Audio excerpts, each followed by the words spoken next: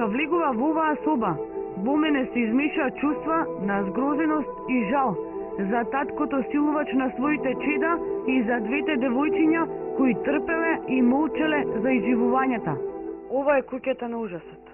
Овде, цели 3 месеци, таткото ги силувал своите керки. 7 и 8 години имаат. Овде ја изгубиле невиноста, а тука го оставиле за секогаш и своето детство. Со 34 годишниот Сашо, овде доаѓал и неговиот 28 годишен пријател и заедно ги злоставувале децата. Само една завеса ја дели просторијата во која девојчињата со денови го трпеле и ќотекот од оваа жена. Таа ги гледала девојчињата како доаѓале со својот татко, но вели дека не можела ни да замисли родителската љубов да биде монструозна. Од овој кауч спиеле со татко, а не знам сега што викате ви. Дали Господ нека чува? Не видела сам со моје око, дали стварно, дали е тој, не знам ја.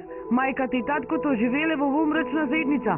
Сестрите овде ги минувале викендите, а во текот на неделата биле сместени во интернат во Љубанци, на барање на родителите, зашто не можеле да ги издржуваат децата. Во интернатот ги сместил Центарот за социјални грижи. Заради да не се прекине тој родителски однос родител-деца, тие деца се враќаат во своите домови.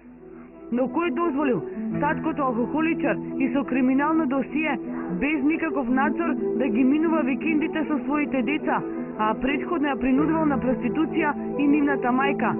За пеколот низ кој минувале двете жртви, невладината меѓаше баре одговорност од институциите. Меѓуопштинскиот центар за социјална работа морал да има увид во ова дисфункционално семејство, да обавува редовна контрола кому ги дава децата за видување и да бил навремено информиран од полицијата дека овој родител многу често бил во алкохолизирана состојба, значи зависник од алкохол, и обавал тешки кривични дела кражби. Ако девојчињата не го пријавиле случајот кај своите воспитувачи во интернатот, нивната голгота се уште ке траеше. Злосторникот е сега во притвор, но оние кои требале да ги заштитат децата се амнестираат. Ние сме го направиле она што сме требале да го. Не можеме да ги предвидиме однесувањето на луѓето. Сепак родител е родител. Родител веројатно и по природата на работите му мисли најдобро на своето дете, а во конкретниот случај очигледно е дека нешто не е во ред со тој родител. Центарот ќе поведе постапка за одземање на родителското право на таткото, а ќе се испитува и евентуална вмешаност на мајката. Девојчињата ќе се сместат во дом, се спаси од нивниот татко, но долг и мачен ќе биде патот за заборав на она што го доживеале во оваа соба од сопствениот татко.